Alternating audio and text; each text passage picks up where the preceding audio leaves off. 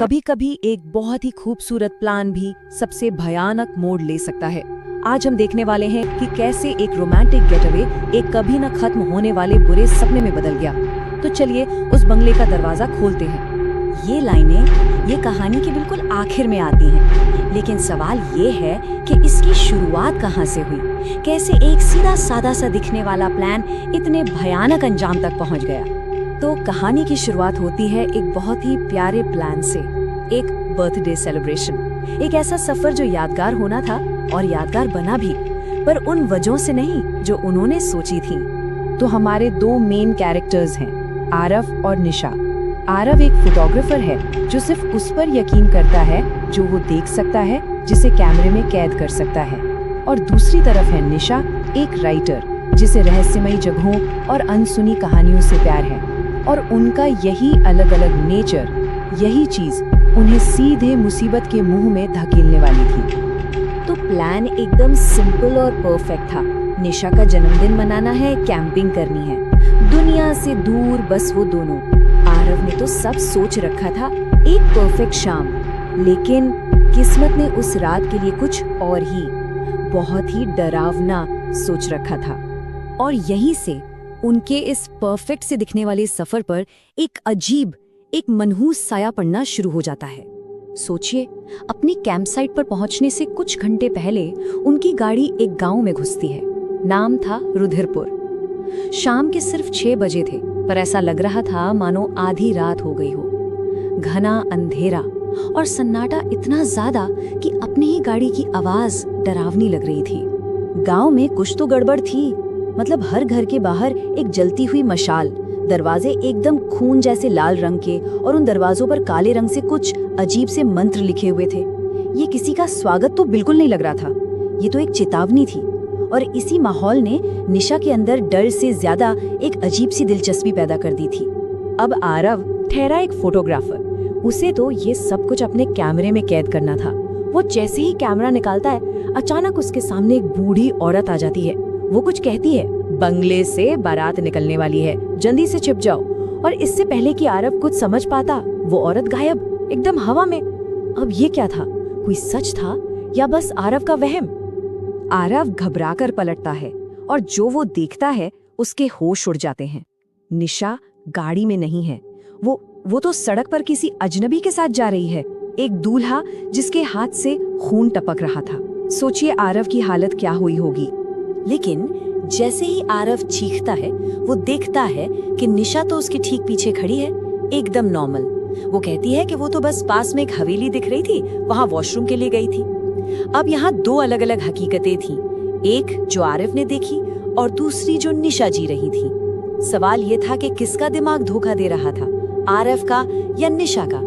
तो जैसे तैसे वो लोग उस गांव से निकलकर अपनी कैंपिंग वाली जगह पर पहुंचते हैं। आरव लगातार खुद को समझा रहा था कि नहीं, वो बस उसका वहम था, थकान की वजह से ऐसा दिखा होगा। लेकिन उसका कैमरा सच बताने वाला था। माहौल को थोड़ा ठीक करने के लिए निशा कहती है कि चलो कुछ तस्वीरें लेते हैं। आरव मुस्कुराते हुए फोटो खींचता है, लेकिन जैसे ही वो कैमरे की स्क्रीन पर देखता है, उसकी हंसी गायब हो जाती है। पहली फोटो, निशा के ठीक पीछे वो दूल्हा खड़ा है। दूसरी फोटो, वो थोड़ा और पास आ गया है।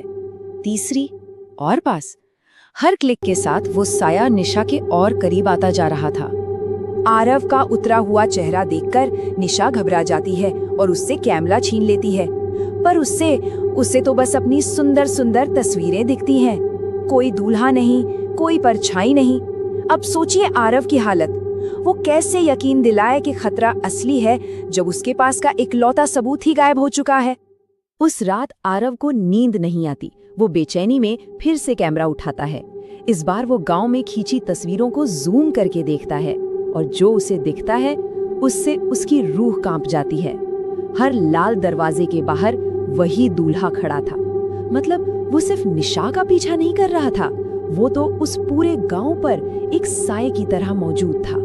तभी आरव को टेंट के बाहर से कुछ धीमी धीमी आवाजें सुनाई देती हैं, जैसे कोई मंत्र पढ़ रहा हो। वो बाहर निकलकर देखता है और दूर वही खंडर बंगला जो दिन में वीरान पड़ा था, अब रोशनी से जगमगा रहा था।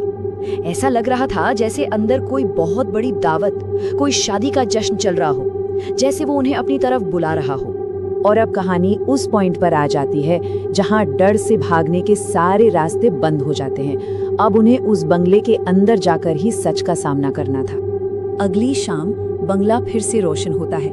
इस बार निशा की जिज्ञासा, उसका वो रहस्य को जानने का जुनून जीत जाता है।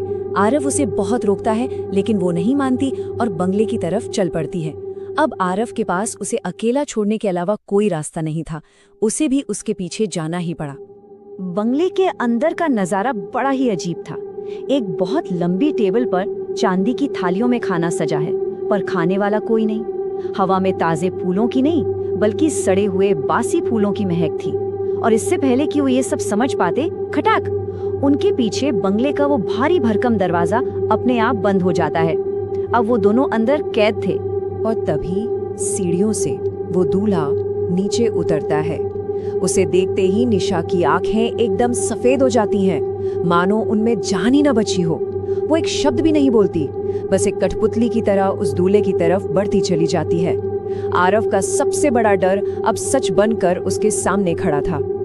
आरव बेचारा कुछ नहीं कर पाता, बस बेबसी से देखता रहता है। वो दूल्हा निशा को वरमाला पहनाता है, उसके साथ फेरे लेता है। एक भूतिया शादी की रस्म पूरी होती है और जैसे ही आखिरी फेरा खत्म होता है, निशा की एक दर्द भरी चीख गूंजती है। और फिर वो दूल्हा, वो बंगला और निशा, सब कुछ धुएं में गायब हो जाता है। निशा जा चुकी थी, लेकिन क्यों? क्या राज था उस बंगले का? कौन था वो दूल्हा? और वो पूरा गांव, वहां क्या हो रहा था? बंगले से बाहर आरव को फिर से वही बूढ़ी औरत मिलती है और इस बार वो उसे सब कुछ बताती है। वो बताती है कि सालों पहले इस बंगले में एक बहुत ही दुष्ट जमींदार रहता था। वो अपनी काली शक्तियों को बढ़ाने के लिए हर अमावस्या की रात एक नई लड़की से शादी करता था और फिर उसकी बलि दे देता था। औरत बताती है गांव वालों ने तंग आकर उसे उसके बंगले के साथ ही जिंदा जला दिया था, लेकिन उसकी आत्मा यहीं रह गई। वो हर अमावस्या को अपनी नई दुल्हन का इंतजार करती है और आज अमावस्या थी। उसने निशा को चुन लिया। और ये कहानी हमें एक बहुत ही गहरे सवाल पर लाके छोड़ देती है। निशा, जिसे हमेशा से ही रहस्यमयी चीजों में, पुरानी जगहों में दिलचस्पी थी, क्या उसकी यही चाहत, यही जिज्ञासा ही उसे इस भयानक अंजाम तक ले आई? ये एक ऐसा सवाल है जो कहानी खत्म होने के बाद भी दिमाग में घूमता रहता है।